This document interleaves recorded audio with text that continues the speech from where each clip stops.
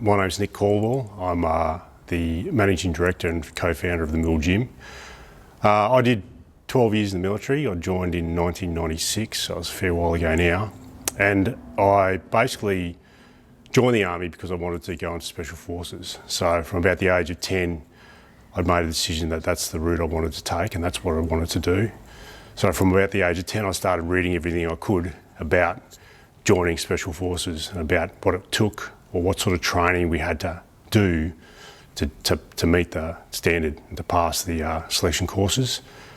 And I knew also that that was a career that would take me to do some pretty exciting things, and it was also a continuation of the life that I'd lived up to that stage. So I grew up in a rural area in southeast Queensland, and we spent a lot of time outside, basically. I was very fortunate to have access to a motorbike.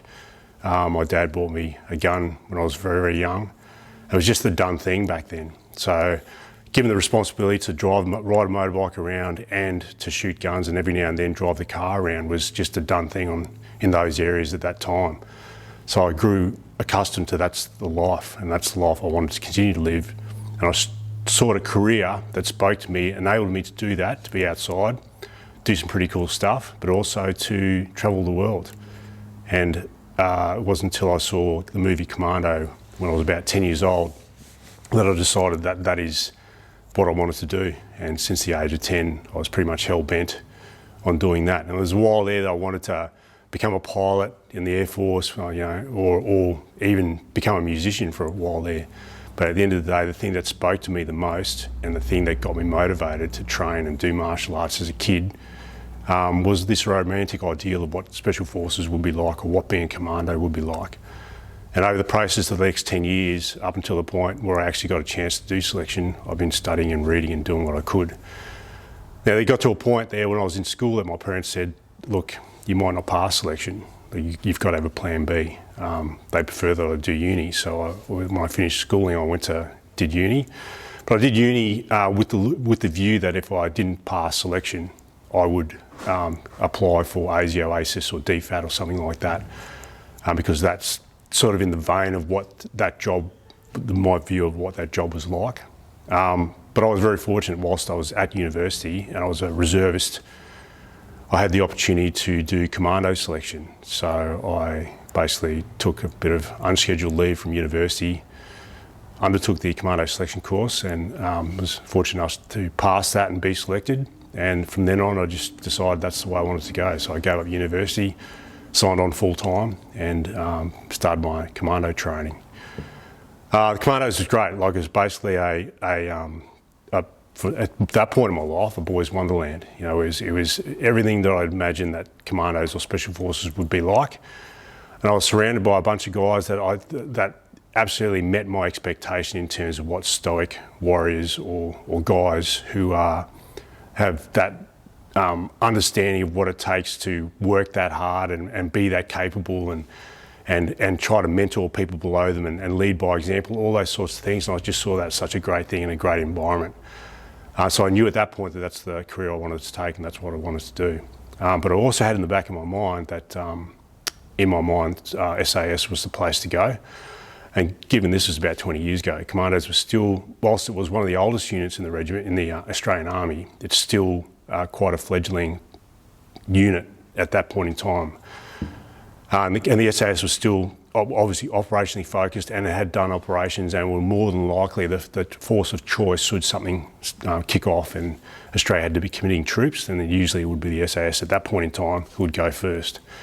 So in my view, and in the view of a lot of my cohort in my recon platoon at the time, the SAS was the place to go. So it had in the back of my mind that whilst I was doing all this commando work, I still wanted to go and attempt selection for Special Air Service, knowing also that the Commandos was a great place to work, surrounded by good guys, still some of my best mates to this day. And I knew it would be just a matter of time before they became a mature unit that would be the force of choice, depending on what the need was for the Australian government. And that's obviously proved itself now. Like, the Commandos are definitely effectively a battle-hardened, highly experienced, highly capable unit, and they have their own unique set of niche skills which are complementary to the SAS and sometimes in some areas different.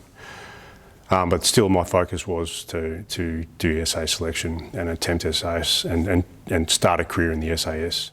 So seeing those planes fly into the Twin Towers really gave us a lot of focus in terms of our training, and to me made it imperative that I pass selection for SAS and that I was able to contribute in that environment in that way that they did.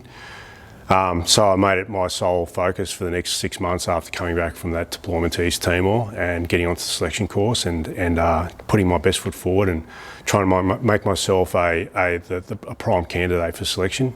But from that point on, our purpose was to not take revenge, but to stamp out the chance that we'd have a repeat of 9/11, that we'd have any especially on our own soil, especially in Australia. And we've obviously after that, there were the Bali bombings and things like that, but nothing of the scale of 9/11. And measures were put in place to ensure that every time something like that catastrophic happens, that there are people like the SAS or the commandos or the intelligence organisations were doing what they could in the background to ensure that it never happens again. And that was our intent, that was our purpose, and that was our focus to make sure that it never happens again. So we, as a cohort, my patrol and I, we just trained together. So when we came back from Timor, our goal was to get onto the next selection course, and our hierarchy at the time were very supportive of that. A lot of our hierarchy were ex-SAS officers and commanders, so they gave us the space and the room to train, and we just trained, and by the time we got to selection, I think I was the fittest, fastest, smartest I've ever been. And I at least at that point in time, I had this feeling that if I wasn't selected now, I'm not sure how much I could give, but that was the way I thought, because I always had in the back of my mind that I could go back to the commandos. But at the same time, I gave myself no choice. Like, I kept saying to myself, there is no choice. It's only SAS or nothing. Like, I've got to pass this. There's no other way for me. I think that was one of the key drivers and one of the enablers that enabled me to persevere through selection and get through and get selected at the end of the day. The selection course was difficult. I mean, the commando selection course was difficult because I was a young bloke then, and it was the hardest thing I'd done in my life to that point. And there were other hard things that commandos put you through in terms of training and exercise and operations. And the SAS was a continuation of that effectively. So it's the longest selection course at the time. Now I think the period for selection is the same, but back then it was 10 days as opposed to 21 days for the SAS selection course. And I was successful in that, me and about, I think it was about 18 other guys. And then we went through our Rio cycle. And the Rio cycle is basically a reinforcement cycle, as where after you finish selection, you continue to do a whole bunch of courses that qualify you as an SAS operator and get the SAS qualification, but also gives you your special skill sets to work within a patrol and be deployable with the qualifications that you require as a minimum standard. So that 18 months was over, or just about over, and we had the chance to go on Christmas leave, and I went on Christmas leave, and I was on Christmas leave, and they rang us up and said, look, you got to come back early, we're about to deploy. And this is about the time they switched focus from Afghanistan to Iraq. And when I came back from overseas holiday, we basically did our build up to go overseas to Iraq. So very lucky, very fortunate to come straight up on a Rio cycle and go straight away to the Iraq War 2003. And we were part of the one squadron who, it's now well documented in a number of books, one squadron who were part of the first thrust into Iraq when war was kicked off and when war was declared.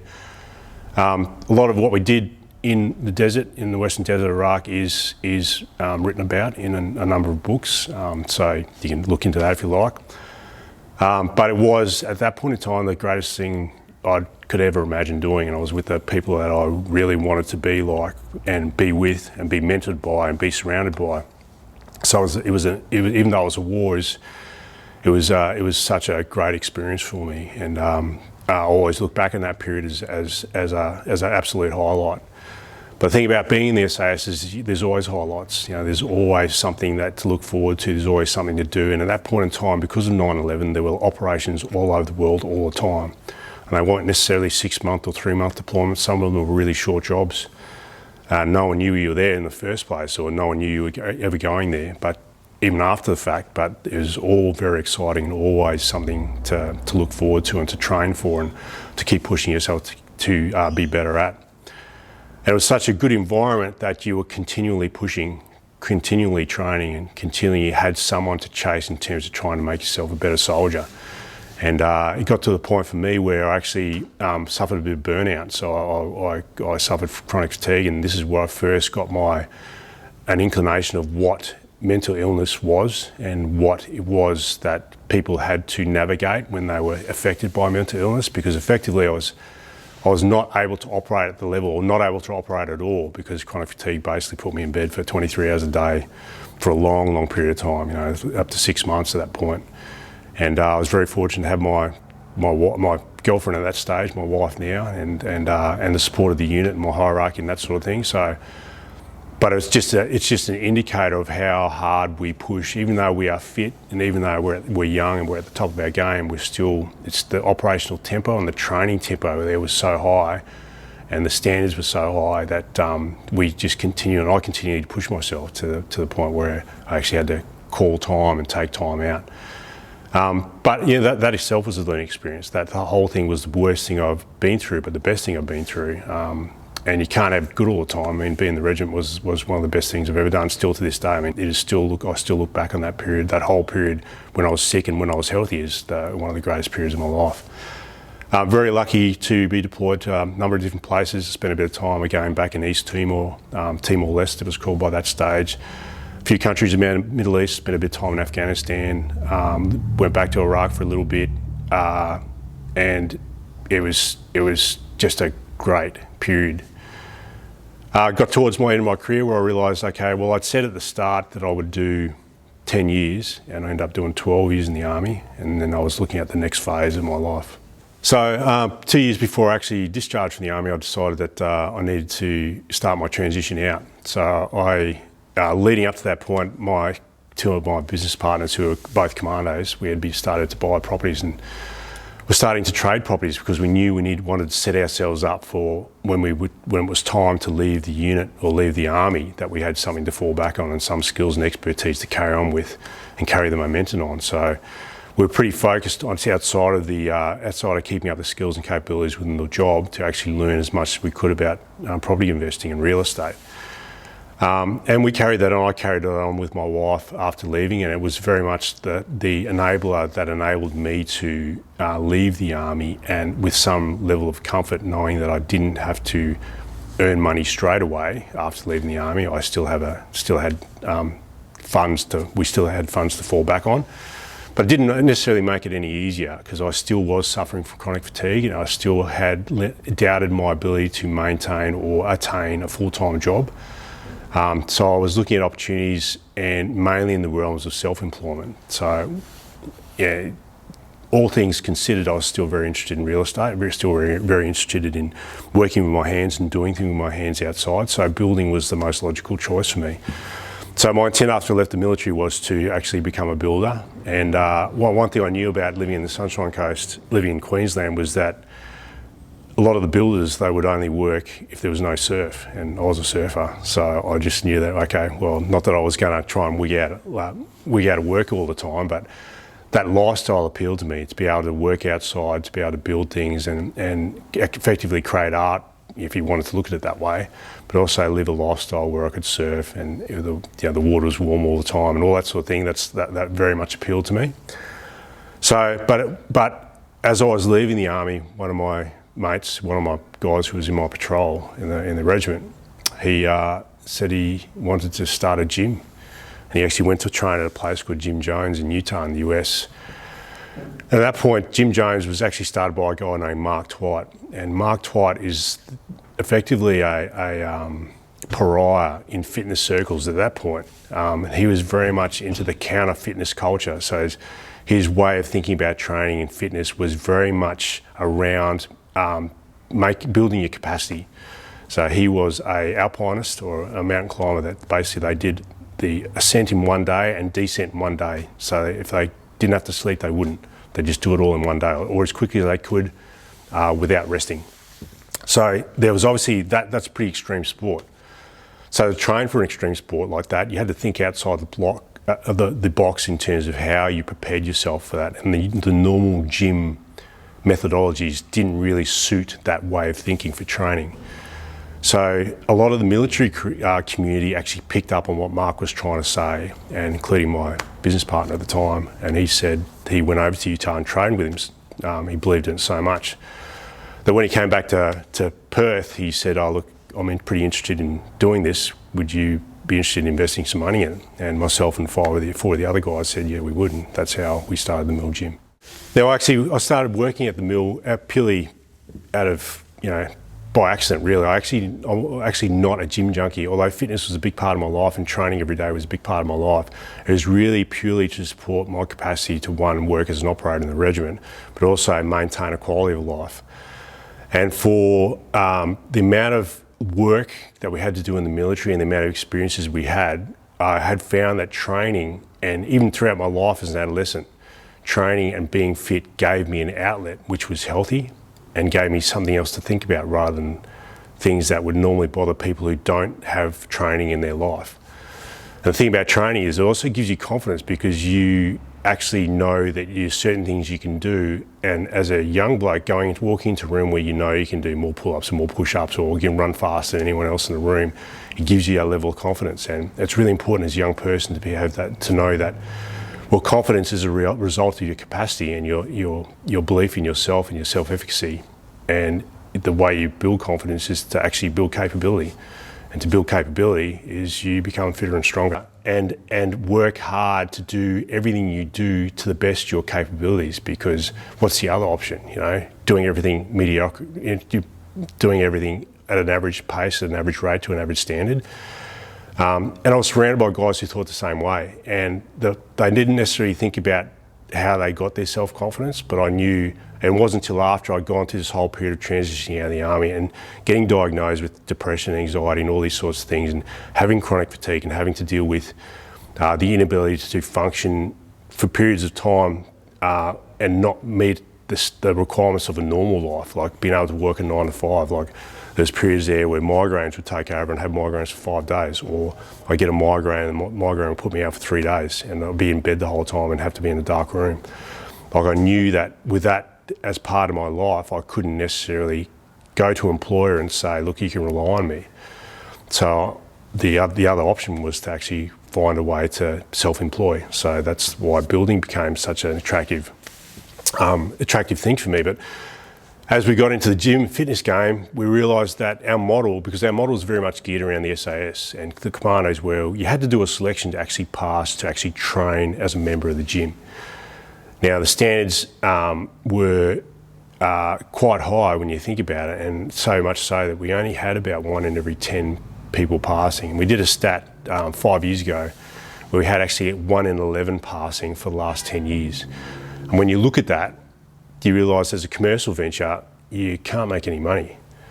So when you look at, okay, we have to make a decision here whether we're going to keep going with this, stick to what we said we would do, or we're going to have to call it quits. And I believed in it enough, and my life had been made so much more richer despite everything that I was going through at the time, and gave me a purpose and gave me something to focus on, that I said, well, this is actually worth fighting for.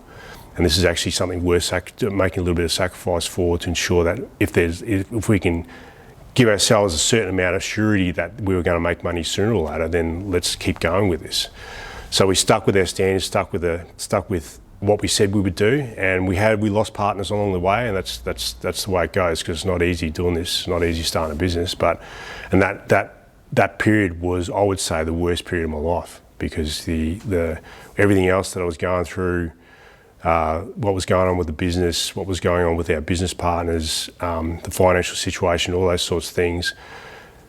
The only thing that kept me in the game was this belief that we can make this happen, and this is worthy, and this is worth it, and we have what it takes. We just got to find a way to do it. And even though I didn't have the capacity that I had when I was in the regiment, and especially when I first joined, I knew that I could make this work. And here we are, 12 years later. We're very fortunate to make it work.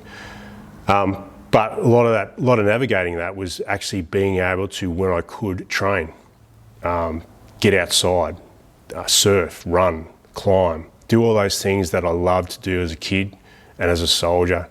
I even started shooting again, just to get back into all those things that I loved doing as a kid. playing guitar and all those sorts of things. Like, to me, that's what made me happy, and that's effectively what, besides having an awesome wife and a really stoic partner in her. And then as we went down the track, we attracted other business partners who gave us greater capability and gave us greater capacity. And I also know that without those guys, and they're still our partners to this day, without those guys, or without the organisation or the entity that we had built in the mill, I wouldn't have met those guys. And we'd built the mill around a foundation where we had to prove ourselves worthy of trust, and every person who came into that environment had to prove themselves worthy of trust, or at least to get the benefit of trust, given the benefit of the doubt anyway, until we got to know them further. And it's because of those standards that we set that I met these people that passed our initiation, that they understood what we were trying to say by setting a standard where it wasn't just good enough wasn't good enough. You know, it was either this standard or nothing else. When you speak in that language, a lot of people get it. And I was very fortunate that those people approached me, or approached them, or whichever way it went about, that they became my business partners. And we haven't looked back since. Like, with the benefit of those guys, my wife and our employees now, and our trainers and our staff, we're at a point now where I still deal with things like chronic fatigue, but I'm still able to function. I'm still able to enjoy my life and the life of my family, because we are supported by such a good crew of people, employees, staff, and members and clients.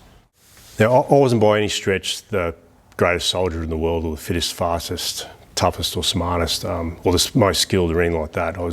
I met the standard. I'm pretty happy with that, and I was very lucky to be working in some awesome in some awesome teams with some what I would call giants, men who far exceeded anything I could have thought as a young bloke in terms of what people can do under stressful situations, and the brave feats they are capable of on a day-to-day basis. I was very lucky to count myself as being part of that group. And part of that team, and I see myself still to this day to be very fortunate to be surrounded by guys like that and girls like that now. But even though, and I haven't seen as much as a lot of guys, like I got out very early in the piece, whereas people who continue to serve after me have been through a lot more than me. But at the same time, what you go through, especially in the transition phase, is a very familiar story for a lot of guys who leave the military, a lot of guys and girls who leave the military and transition to the civilian space. And it's quite an adjustment to go from the military environment, where you have a high level of certainty around what your future has and what your future holds for you. And you are subject to some potentially traumatic situations, experiences, and because that is the nature of what we do and what we prepare for. And at the time, and most of the time, you because it's so busy, you just take it in your stride and you get on with it, and you have to move so fast that you don't spend too much time thinking about things.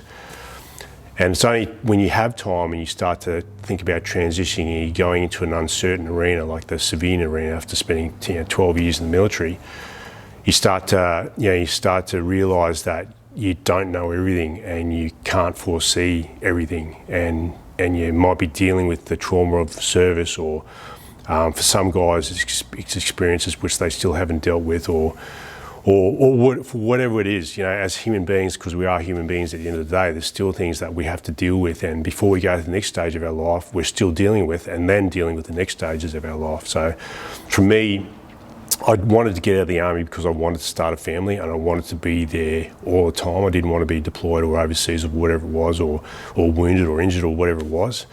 So it was absolutely imperative for me to make a success of civilian life and family life and being a dad and being a husband. So to do that, I had to be focused. I had to be out of the military. But that didn't make it any easier. Like, I had a purpose. I still had a purpose, but I was still trying to find my way outside the military and trying to cast off a lot of the baggage that I carried from the military, and a lot of the assumptions that I had about civilian life, and a lot of assumptions that I had about people's perception of me and my wife's perception of me, and my perception of my life going forward. And so there's a lot of uncertainty at that point in time. And also knowing that I had a decreased level of capability and capacity, basically antagonised by suffering from depression and suffering from anxiety and all those sorts of things post-military, and getting a diagnosis of PTSD. But I also knew that those things that got me into the regiment, those things that got me into the SAS, those things that got me into university or whatever it was, those things that got me there were me. It was effectively my ability to rationalise, my ability to plan, my ability to see things in a way or break down problems in a way that enabled me to get on with it and pass it or get selected or win or whatever it was. So I knew it was a process, but that still didn't make it any easier because we still had the pressures of now business clients, financial pressures of actually making a business work, relationships within the business partnership which weren't working out, all those sorts of things, and knowing that and taking on the accountability and responsibility that in my mind believing that was all up to me, that it was up to me or no one else. I've got to make this work. And everyone's looking at me to make it work. And whether that was the case or not, at this point it doesn't matter because at that point it made it imperative to me that it was on me. I had to make it work. We have to make it succeed. And if I pushed the responsibility to someone else, I wasn't taking control of the situation. I wasn't able to deal with it.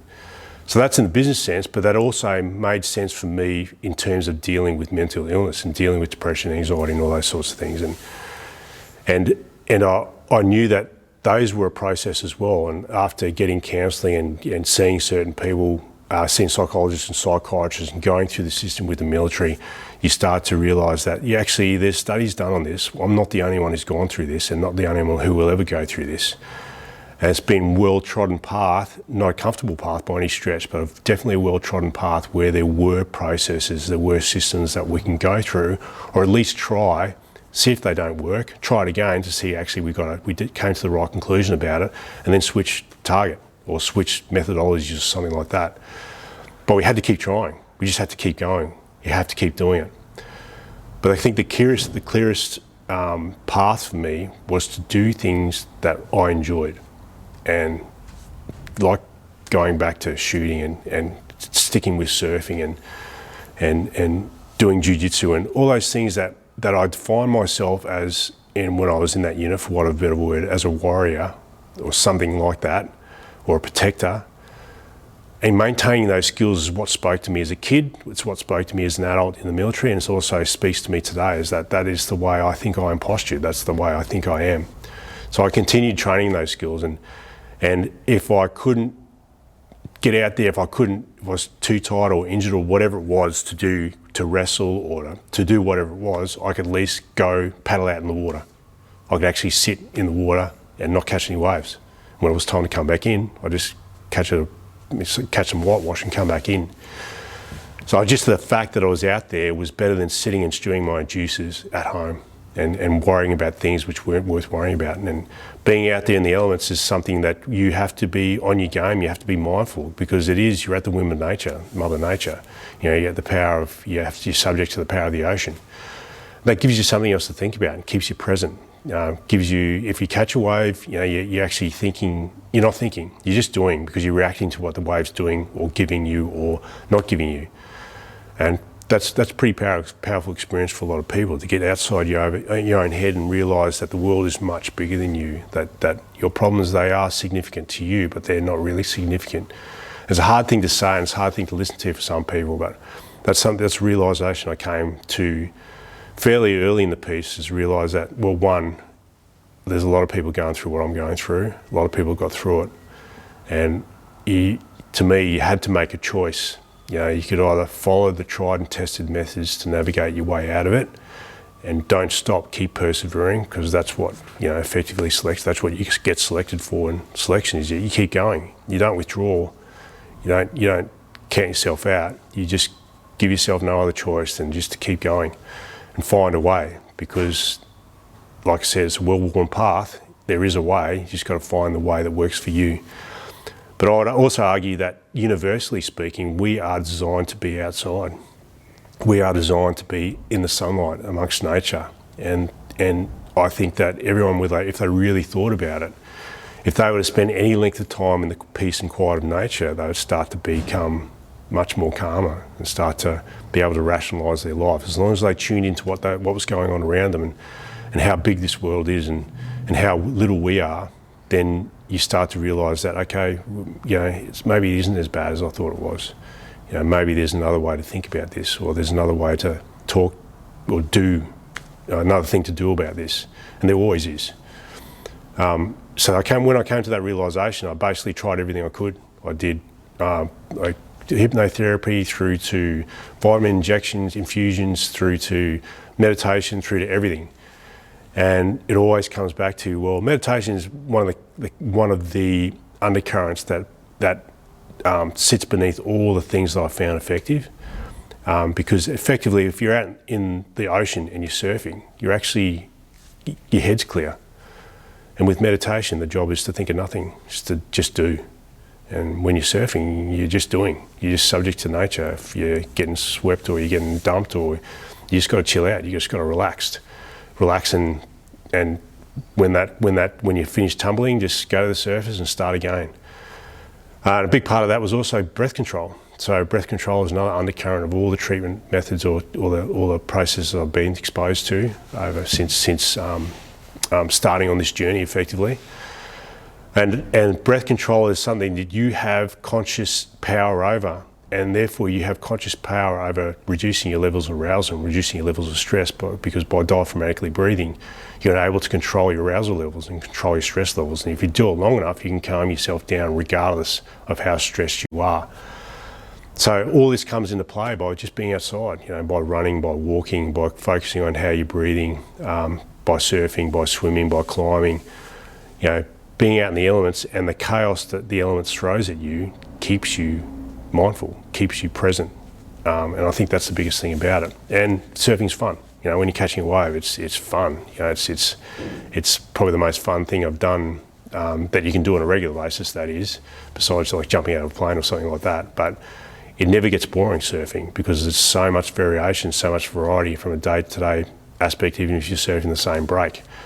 No two waves are the same, and you have to be reading the conditions all the time. You have to make sure you're in the right spot. You have to, don't get lazy, put the extra 2 strokes in when you're paddling for a wave, otherwise you get left behind. All those sorts of things you got to think about. And then the challenge of actually saying, okay, this is the wave I want to be really good at. So if you focus on that one break alone, that's enough to fill your days with heaps of ways to think about actually becoming the guy at this break, or the person at this break who's got this break down pat. Just all these sorts of things. You find a way to get yourself out there and challenge yourself, and it never ends. And then you start to realise that your problems aren't as bad as for me, my problems aren't as bad as I thought they were. I'm still conscious. I've still got 2 arms, 2 legs. My hands and feet are still working. My brain's still working. I've got an awesome wife and an awesome family. I've got awesome business partners, and that's through that's you being you. The authentic you is a person that people see and want to be with and trust to be your business partner. Well, that says something.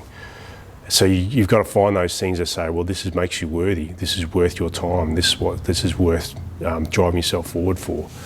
And what it says is, as often as you can, get outside. And for me, it's surf. If you'd like to learn more about Nick and theMill Gym, you can check them out on Instagram and at themillgym.com. And if this video has inspired you to want to learn how to surf, you can find a whole range of surfing tutorials on my playlist at The Surfer's Journey. And you can also follow us on Instagram.